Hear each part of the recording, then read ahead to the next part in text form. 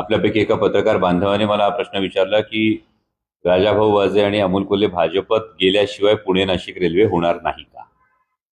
त्यामुळे पुणे नाशिक रेल्वेच्या संदर्भात ही सातत्यानं मागणी आहे. संगमनेरची मागणी आहे, अकोल्याची मागणी आहे, जुन्नरकरांची मागणी आहे, मंचरची मागणी आहे, खेडची मागणी आहे की जी ओरिजिनल अलाइनमेंट होती यावर पुणे नाशिक रेल्वे व्हावी.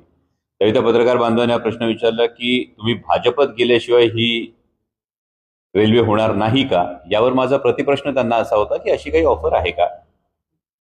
जर तशी काही ऑफर रेल्वेच्या संदर्भात आली तर त्यावर विचार करू. त्यामुळे मला वाटतं की हे रेल्वेच्या संदर्भामध्ये असणारं एक विधान होतं. या रेल्वेच्या संदर्भातल्या विधानाला काही वेगळा अर्थ काही जणांनी काढण्याचा हा प्रयत्न केला सध्याच्या राजकीय परिस्थितीमुळे. परंतु फार महत्वाची गोष्ट ही आहे की ही आमची सगळ्यांची मागणी आहे की Pune Nashik semi high speed railway ही जी आधी ठरली होती त्याच पद्धतीने ही व्हावी, ही जी आमची मागणी होती त्या संदर्भातला हा प्रश्न होता आणि त्याच्यावरचं ते उत्तर होतं.